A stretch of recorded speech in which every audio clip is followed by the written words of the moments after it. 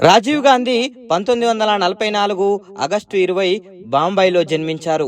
భారతదేశం స్వాతంత్రం సాధించే నాటికి, ఆయన తాత ప్రధానమంత్రి అయ్యే నాటికి రాజీవ్ గాంధీ వయసు కేవలం 3 సంవత్సరాలు మాత్రమే. రాజీవ్ గాంధీ తన బాల్యాన్ని తాతగారితో కలిసి తీన్మూర్తి హౌస్ లో గడిపారు. డెహ్రాడూన్ లోని వెల్హామ్ ప్రెప్ స్కూల్ కి కొద్ది కాలం పాటు వెళ్లిన రాజీవ్ గాంధీ తర్వాత రెసిడెన్షియల్ డూన్ స్కూల్ కి మారారు.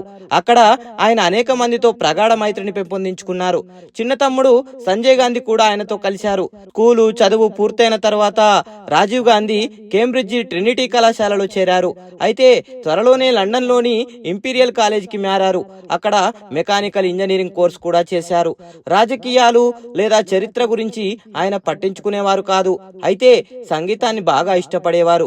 వెస్ట్రన్, హిందుస్థానీ, శాస్త్రీయ సంగీతంతో పాటు ఆధునిక సంగీతాన్ని కూడా ఇష్టపడేవాడు. రాజీవ్ కి అత్యంత ఇష్టమైనవి గాల్లో ప్రయాణించడం. ఢిల్లీ ఫ్లయింగ్ క్లబ్ ఎంట్రన్స్ పరీక్ష పాస్ అయి కమర్షియల్ పైలట్ లైసెన్స్ తీసుకోవడానికి వెళ్లారు. అనతి కాలంలోనే దేశీ విమాన సంస్థ ఇండియన్ ఎయిర్లైన్స్ లో పైలట్ జీవితం ప్రారంభించారు.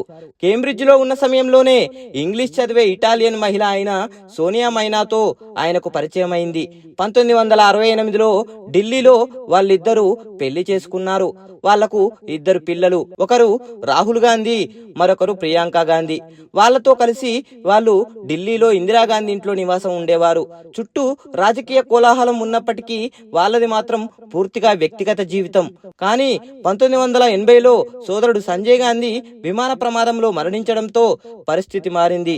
అప్పట్లో అంతర్గతంగా బహిర్గతంగా అనేక సవాళ్లు చుట్టుముట్టిన పరిస్థితుల్లో తల్లికి చేయూతనివ్వడానికి రాజకీయాల్లో చేరవలసిందిగా రాజీవ్ గాంధీపై ఒత్తిడి పెరిగింది.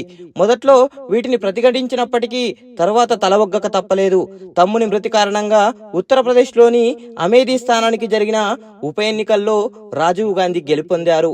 1984 అక్టోబర్ 31న తల్లి ఇందిరాగాంధీ దారుణ హత్యకు గురైన సమయంలో ప్రధానమంత్రిగాను కాంగ్రెస్ అధ్యక్షునిగాను ఆయన నిర్వర్తించాల్సి వచ్చింది.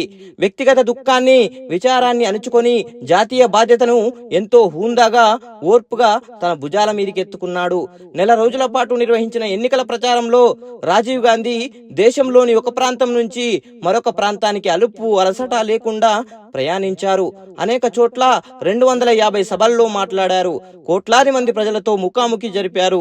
రాజీవ్ గాంధీ అత్యాధునిక సాంకేతిక పరిజ్ఞాన ప్రపంచంలో సుస్థిర స్థానం సంపాదించుకున్నారు. తన ప్రధాన ఆశయాలలో భారత ఐక్యతను పరీక్షిస్తూనే దేశాన్ని 21వ శతాబ్దంలోకి తీసుకెళ్లడం ముఖ్యమైందని రాజీవ్ పదే పదే చెబుతూ ఉండేవారు. అయితే 1984 అక్టోబర్ 31న తల్లి మరణంతో ప్రధానమంత్రిగా రాజీవ్ గాంధీ 1989 డిసెంబర్ 2న సాధారణ ఎన్నికల్లో పరాజయం పొంది రాజీనామా చేసే వరకు ప్రధానమంత్రిగా పనిచేశాడు. 40 సంవత్సరాల వయసులో ప్రధానమంత్రి అయిన రాజీవ్ గాంధీ భారత ప్రధానమంత్రి పదవిని నిర్వహించిన వారిలో అతి చిన్న వయస్కుడు. అదే సమయంలో శ్రీలంక దేశానికి చెందిన తమిళ తీవ్రవాదులు చేసిన మానవ బాంబు దాడిలో రాజీవ్ గాంధీ మరణించారు. సరిగ్గా అది ఈ రోజే జరిగింది, మే 21న. ఈ రోజుని జాతీయ తీవ్రవాద వ్యతిరేకత దినోత్సవంగా నిర్వహించడం జరుగుతుంది. జై హింద్.